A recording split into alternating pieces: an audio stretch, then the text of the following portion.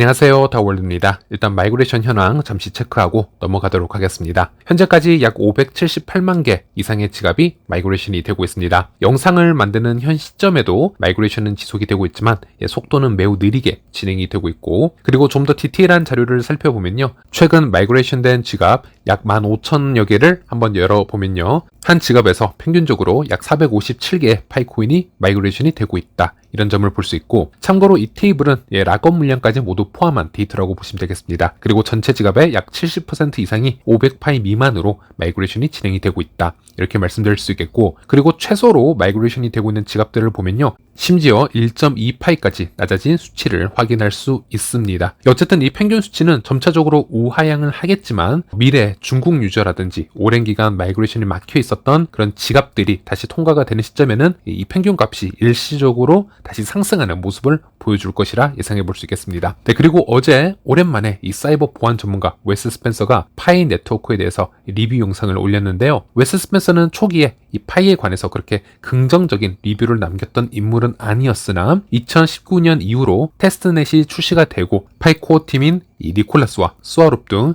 지속적으로 소통을 해오면서 파이에 대한 깊은 이해도를 가지게 되었고, 파이에 대해서 상당히 긍정적인 리뷰를 많이 남겼던 인물 중 한 명이라고 할 수 있겠습니다. 어제 웨스 스펜서 이 영상의 번역본은 제 채널에 제가 올려놨기 때문에 한번 시청을 해주시면 되겠고요. 그리고 어제 이 영상에서 알 수 있었던 부분은요, 어닝팀의 채굴률 파트인데요, 웨스 스펜서는 본인 어닝팀이 약 3,184명 정도가 있고, 이 중 오직 282명만이 현재 채굴 중이다, 이렇게 얘기를 하였습니다. 물론 조금씩 증가하는 경우도 있지만 이렇게 대체적으로 전체 어닝팀의 10% 또는 그 미만으로 채굴 중이다라는 것을 밝혔고요. 물론 많은 분들이 놀라시겠지만 이 웨스 스펜서 같은 경우는 매우 초창기부터 이 파이에 대해서 긍정적인 영상들을 올리기 시작을 했기 때문에 이 영어권 파이오니어들에게 이미 큰 임팩트를 주었던 것을 감안하면 현재 어닝팀 수치는 어찌 보면 당연한 수치이다, 당연한 보상이라고도 생각을 해볼 수 있겠습니다. 그리고 웨스 스펜서는 스스로 언급을 하기를 본인 어닝팀의 수치가 이 파이 생태계의 수치를 대표할 정도인지는 잘 모르겠지만은 어떤 데이터 표본으로서는 충분한 가치가 있다라고 표현을 하는데, 저도 여기에 대해서는 충분히 동의를 하는 부분이고요. 이 온라인 홍보를 통해서 불특정 다수의 파이어 어닝팀을 모은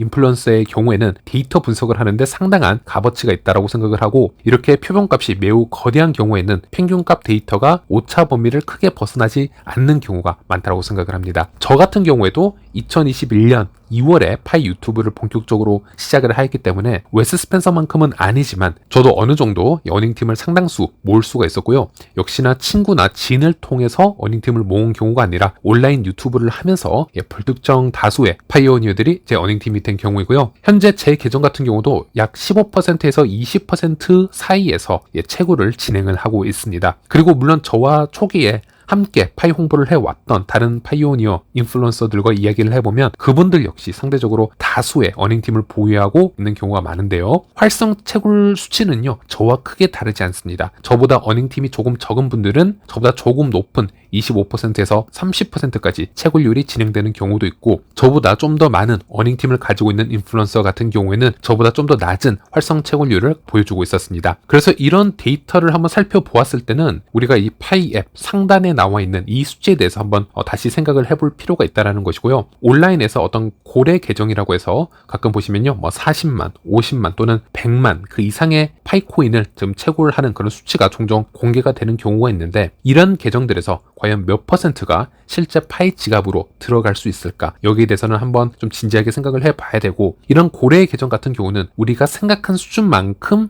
파이 지갑으로 마이그레이션 되지 못하고 소각될 확률도 매우 높다라고 생각해 볼 수 있겠습니다. 일단 이 수치들이 파이 지갑으로 마이그레이션 되기 위해서는 어닝팀들이 대부분 KYC를 통과를 해야 되는데요. 첫 번째로는 생각보다 많은 분들이 이 계정을 삭제를 한 경우가 많습니다. 파이앱만 지웠다가 나중에 파이가 오픈 메인넷이 되고요, 파이가 어느 정도 가치를 얻었다라고 했을 경우 다시 그분들은 파이 앱을 설치를 하고 접속을 해서 KYC를 받으면 문제가 없겠지만, 파이 계정까지 탈퇴한 분들은 나중에 다시 접속을 하더라도 처음부터 다시 시작을 해야 되기 때문에 어닝팀 보너스가 이 고래 계정에게 전해지질 않고요. 그래서 이 비율이 사실 무시하지 못할 만큼 현재는 증가하고 있다는 부분이고, 또 하나는 보면 우리가 파이 지갑 비밀 구절을 이제 분실하는 경우를 많이 볼 수 있는데요. 수년이 지난 후에 아니면 수개월이 지난 후에 파이 앱에 다시 접속을 하는 분들이 생긴다 하더라도 기존의 이 파이 계정 비밀번호를 잊어버렸거나 페이스북 아니면 휴대폰 연동이 되어 있지 않아서 기존의 앱으로 연동을 하지 못하는 비율도 꽤 있을 거라고 생각을 합니다. 그리고 중요한 건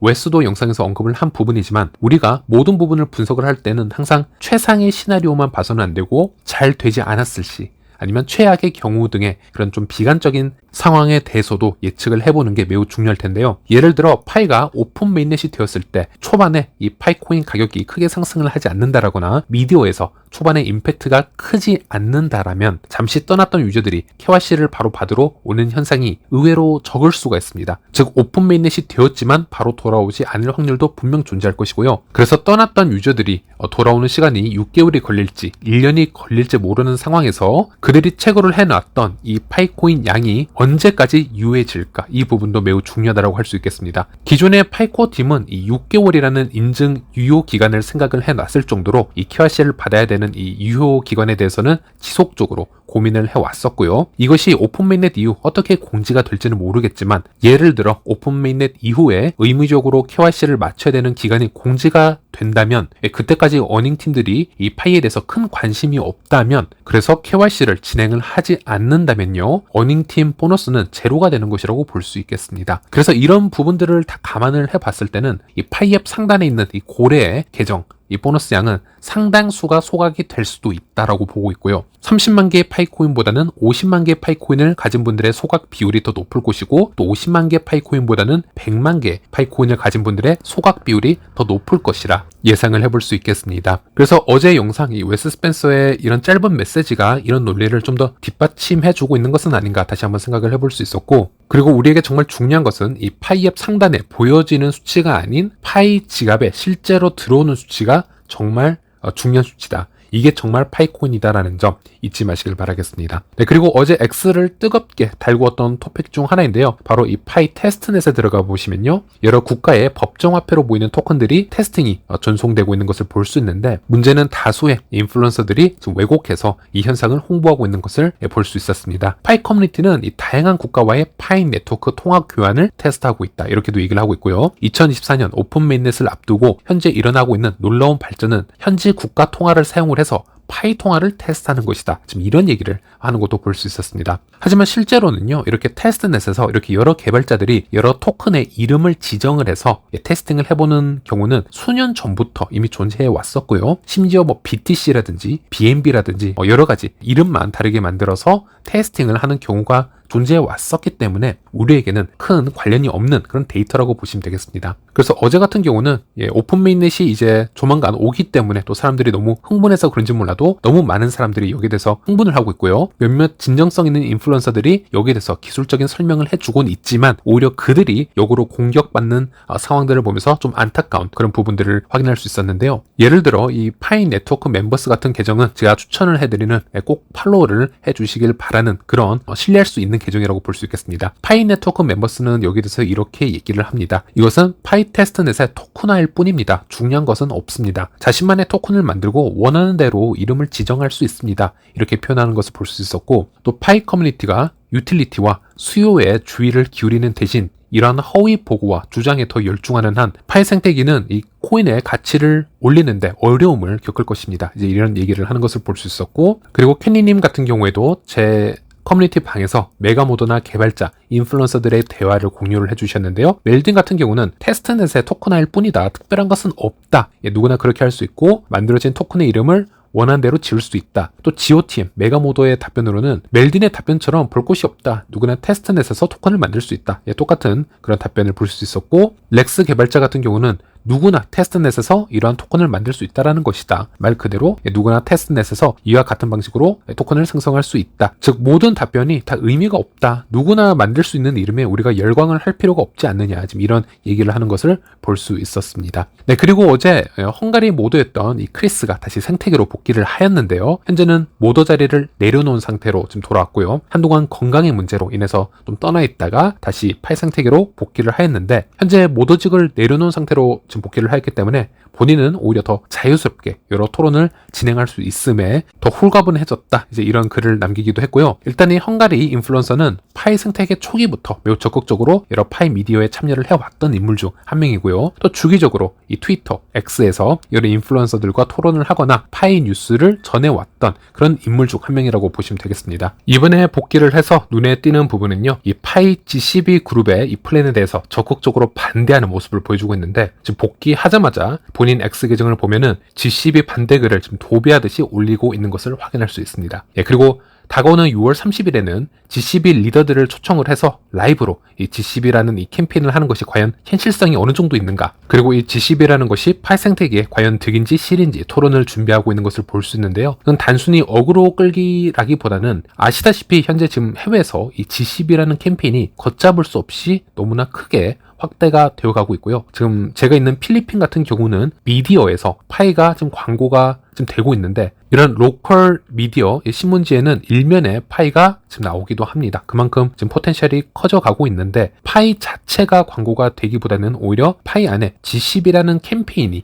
이런 철학이 더 확장되고 광고가 되고 있는 것을 볼 수 있습니다. 이건 아프리카에서도 같은 지금 현상이 있다라고 볼 수 있겠고요. TV 출연에서 이 파이 자체 철학을 얘기하기보다는 본인들의 이 G12 철학을 더 강하게 프로모션하는 것을 지금 볼 수 있는데 이런 현상이 한 소규모 그룹에서 지속적으로 나오는 게 아니고요. 이게 어떻게 보면 글로벌 같은 현상으로 퍼져나가고 있기 때문에 이 시점에서는 정말 좀 건전한 방식으로 인해서 좀 논리적으로 여기에 대해서 한번 머리를 맞대고 얘기를 해볼 필요도 있다. 이렇게 말씀드릴 수 있겠습니다. 이런 부분에서는 이 헝가리 모독 크리스가 적임자라고 할 수 있겠죠. 또 이 라이브 토론이 성공적으로 마무리가 된다면 여기에 관해서도 요약을 해서 전해드리도록 하겠습니다. 이번 영상은 어찌 보면 파이 생태계 긍정적인 뉴스를 전해드렸다기보다는 어제 오늘 핫한 이슈들 그 자체만 좀 집중을 해서 공유를 해드렸고요. 이번 영상은 여기까지고요. 다음 영상에서 다시 찾아뵙도록 하겠습니다. 시청해주셔서 감사합니다.